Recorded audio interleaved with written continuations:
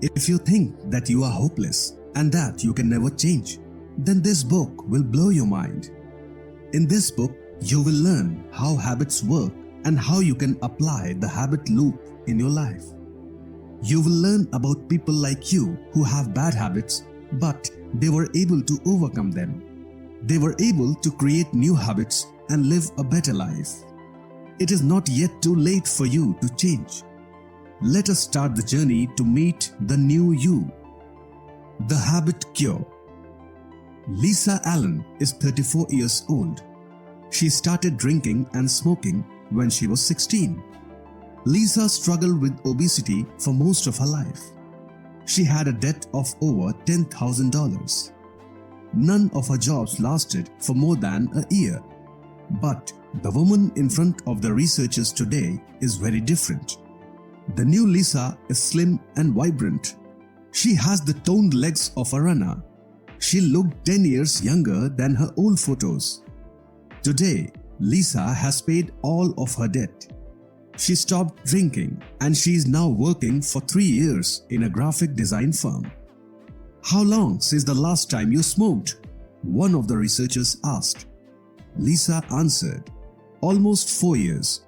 I also lost 60 pounds and I had finished a marathon since then. Lisa also began to study for a master's degree and she bought a home. A lot of positive changes had happened in her life. For the past 3 years, psychologists, neurologists, and other experts have studied Lisa and 23 other people who are former alcoholics, smokers, overeaters, and obsessive shoppers. It was a research that was funded by the National Institute of Health. The one common thing among Lisa and the other research subjects was that they were able to quit their bad habits within a short period of time. The experts want to know how they were able to do it. The researchers installed cameras in the subjects' homes to monitor their daily routine. The subjects also underwent fMRI brain scans as they were exposed to cigarette smoke or delicious meals. I know you told this story several times, but could you please tell us again how you quit smoking? The researchers said. Lisa began to tell her story. It was on a vacation in Cairo, Egypt. A few months before that, Lisa's husband came home from work and said that he wanted a divorce. He was in love with another woman. Lisa was devastated. She moaned and she became obsessed. Lisa followed her husband and his girlfriend around town. She called the girlfriend's home every midnight and then she would hang up. And then there was the night when Lisa went to the girlfriend's house very drunk. She shouted and pounded on the door. Lisa threatened to burn the apartment down. It was the worst part of her life. Lisa felt so down and hopeless. Then she thought about how she had always wanted to see the pyramids of Egypt. Her credit cards were not maxed out yet, so she went on that trip. On her first morning in Cairo, Lisa woke up to the sound of prayer from a nearby mosque. It was very dark in her hotel room. Her head is aching from jet lag.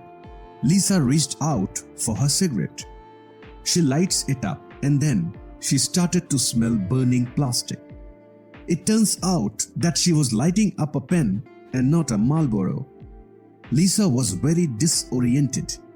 She spent the last few months feeling angry, depressed, ashamed, and helpless all at once. She was awake every night, crying and overeating. She was unemployed and unhealthy. Her whole life is crumbling down. She could not even light up a cigarette right. Lisa cried even harder. A few moments later, she stood up, took a shower, and left the hotel. Lisa rode a taxi and took a trip to the Sphinx, the pyramids of Giza, and the vast endless desert. Lisa thought that she needed a goal in her life, something that she would look forward to. She made a promise to herself that next year she would come back to Egypt and trek through this desert. No matter what happens, she would accomplish this goal. It was a crazy idea. Lisa was overweight. She had no savings at all. But she challenged herself. To be able to do this, she knew that she needed to quit smoking. 1 year later, Lisa is in a caravan with 6 other people trekking the deserts of Egypt. She was able to achieve her goal. That decision to quit smoking started the change in her life. Over the next 6 months, Lisa replaced smoking with jogging. She changed her unhealthy diet. She became productive at work. She slept enough hours. She saved money in the bank and planned for her future. Lisa also joined a marathon, went back to school, and bought a new house. The researchers saw the old patterns in Lisa's brain. The old habits are still there, but they are weaker. New neural patterns have formed, which correspond to her new good habits, and they are getting stronger. Lisa is the favorite research subject of the experts because her brain scans are very clear. She was able to rewire her brain. How habits work. In 1993, Eugene Pauly walked into a laboratory in San Diego. He was an old man over 6 feet tall, wearing a blue button-down shirt. His hair was all white and he was walking slowly with arthritis. He is better known in medical literature as EP. 1 year earlier, Eugene started vomiting and he experienced stomach pain. He was dehydrated when his wife brought him to the hospital. He had a very high fever and he was delirious. Eugene was violent. He was shouting and kicking when the nurses tried to put an IV into his arm. When he was sedated, the doctor was able to insert a long needle between 2 vertebrae on his back and extract some fluid. The doctor knew what was wrong immediately. Usually, the fluid in the brain and spinal nerves are clear and quick flowing. It is running like silk through a needle. But the sample from Eugene's spine is different. It was cloudy and sluggish, like it was filled with grit. The diagnosis was that he has viral encephalitis. It is a virus that produces cold sores, mild infections, and fever blisters. It is harmless, but when it gets to the brain, the virus becomes deadly. Viral encephalitis chews through the delicate tissues of the brain. It eats away our thoughts and dreams. The doctors said that there is nothing they could do to counter the damage that's already done. But they could give Eugene a large dose of antiviral drugs that could stop the virus from further spreading. Eugene was in a coma for 10 days and he was close to death. But slowly, the drugs worked and his fever went down. The virus eventually disappeared. When Eugene woke up, he was disoriented, but he was alive. The doctors did a series of tests. Physically, Eugene was great. He could move his limbs and he responds to noise and light. However, his brain scans showed that the virus ate up an oval tissue near the center of his brain. All that remains is just a shadow to where his cranium and spinal column met. The doctor told Eugene's wife that they need to be prepared. He might not be the same person he used to be. I don't think I have ever seen anyone come back like this. I don't want to raise your hopes, but this is amazing, the doctor said.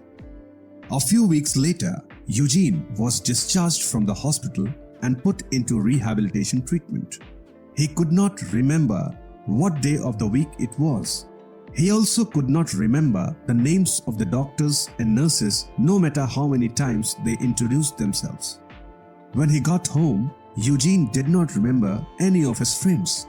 Some mornings he would wake up, get out of bed, go to the kitchen and cook bacon and eggs. Then he would go back to the bedroom and open the radio. 45 minutes later, he would do the same routine again. Wake up, cook bacon, go back to the room and listen to the radio. Eugene became the favorite subject of researchers who specialize in memory loss.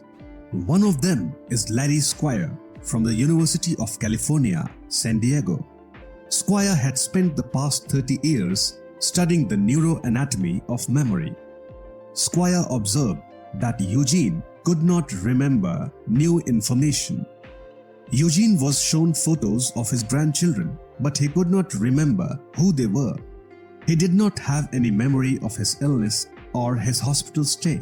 Squire also observed that Eugene could navigate around his house, but he cannot explain how. He can go to the kitchen and bathroom, but he cannot describe how he got there. Squire asked Eugene to draw a sketch of his house, but he cannot do it. Eugene lost his memory, but his habit leads him to where the kitchen or bathroom is. He also knows how to walk around the neighborhood and go back home all by himself. When he is asked how he did it, Eugene cannot explain why. He just does it.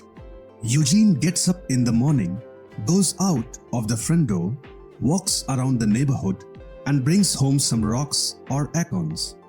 Then he arrives back home and sits in front of the TV to watch History Channel. Eugene does this routine every day. His memory is lost, but his habit kicks in.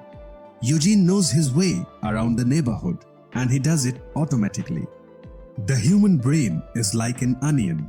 It is composed of layers upon layers of cells. The outside layer is where complex thinking occurs.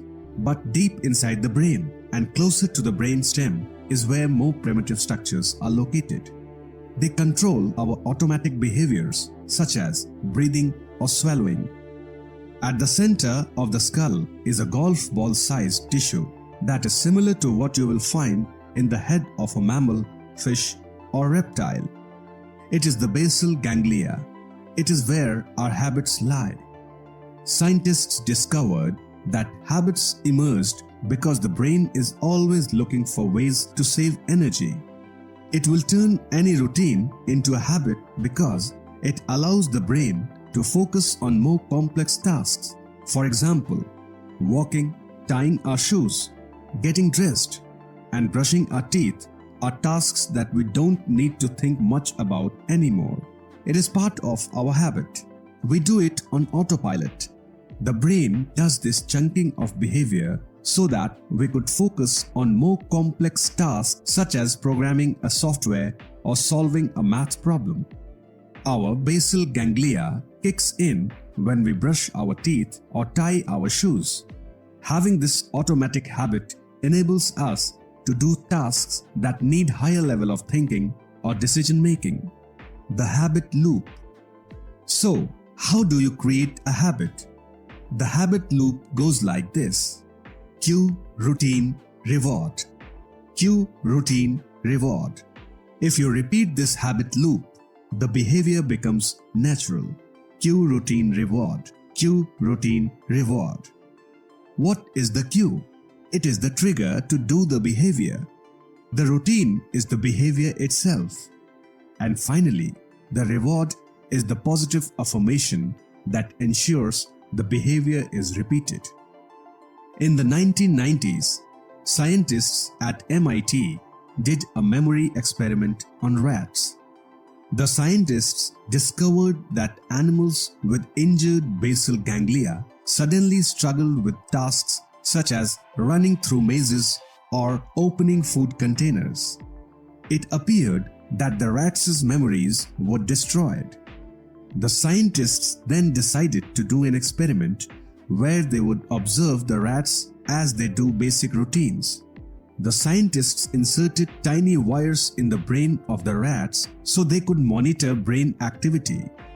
These are sensors inserted into the skull of rats that feed information into the scientists' computers.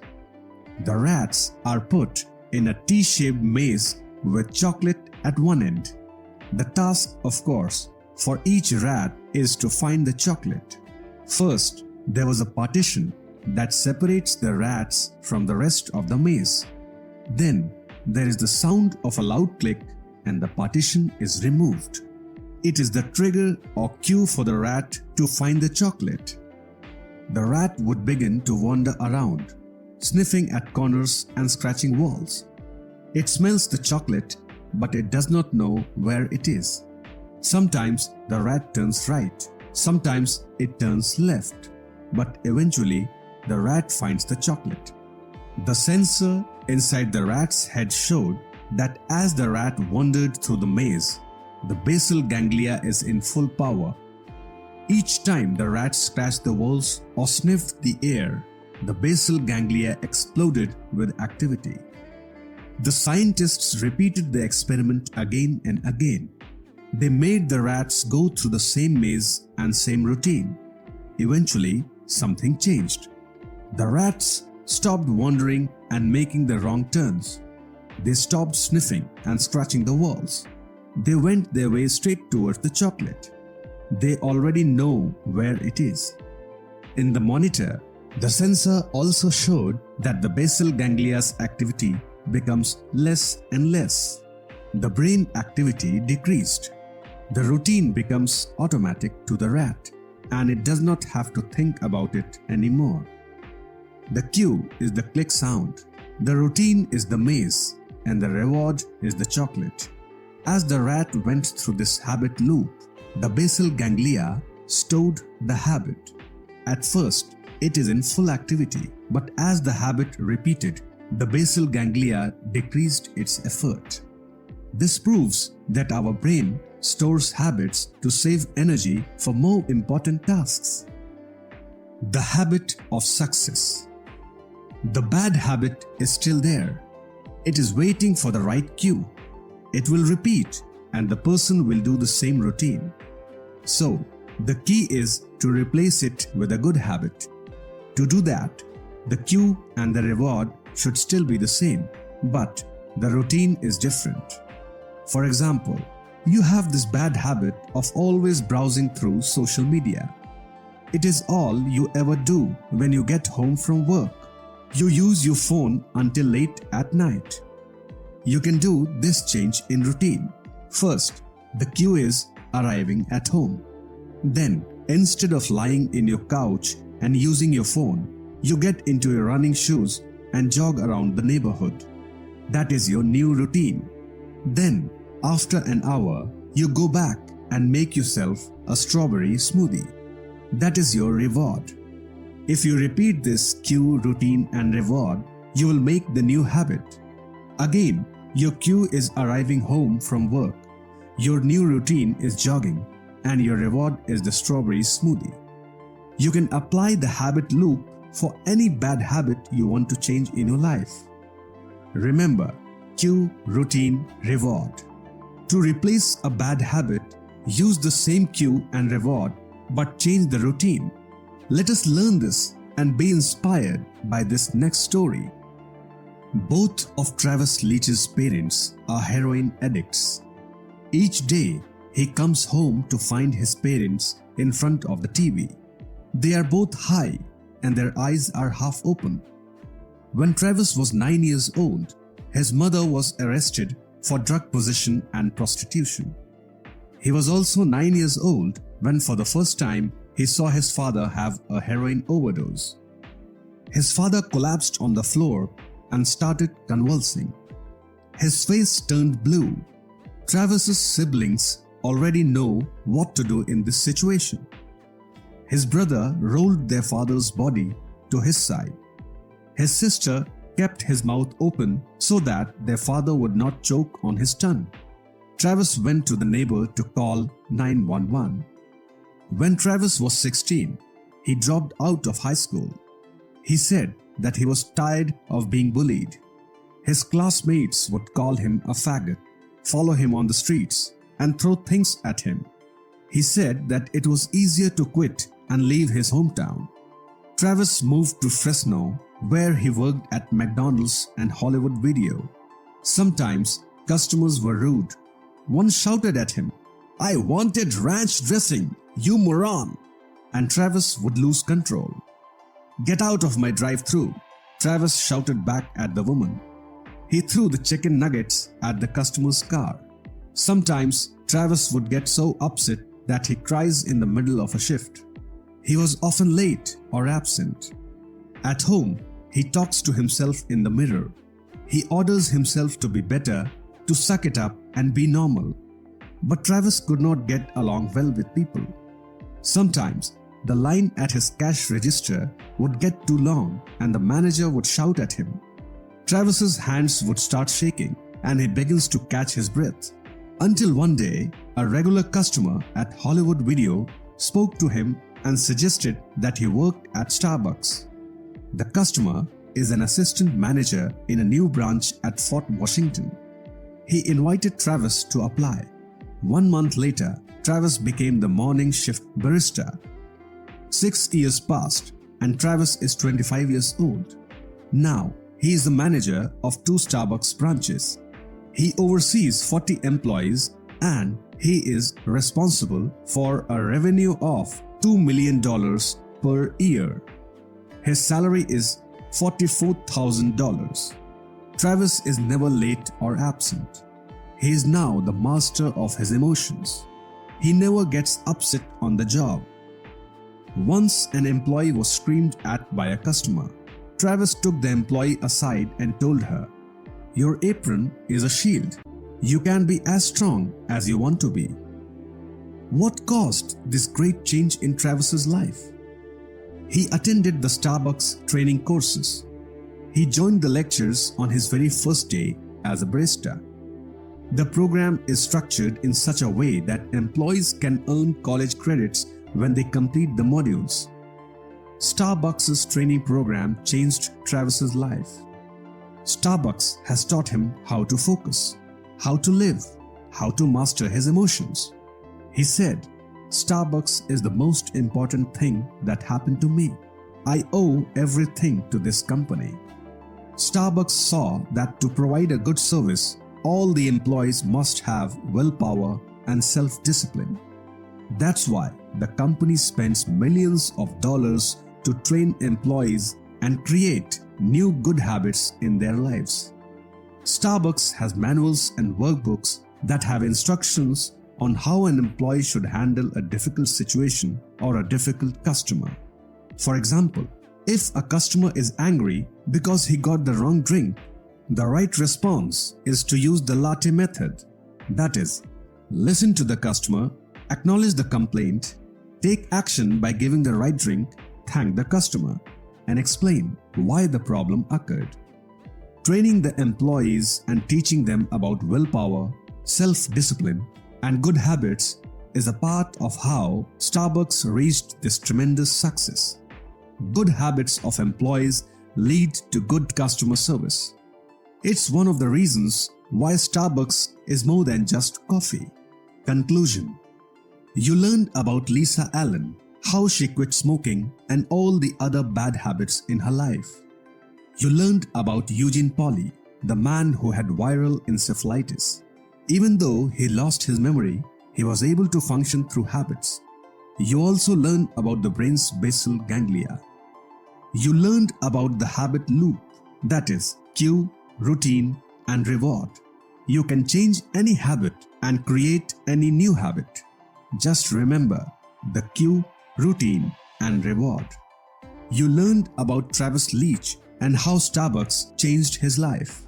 If an organization instills good habits in its employees, it will achieve long-term success. If you have any bad habit, do not lose hope. This book has taught you the techniques you need and also the stories you can get inspiration from. Like Lisa and Travis, you can turn your life around. Start small, take small steps. Start with one habit at a time. Remember the habit loop and don't give up. Each day is a chance for you to have a better life.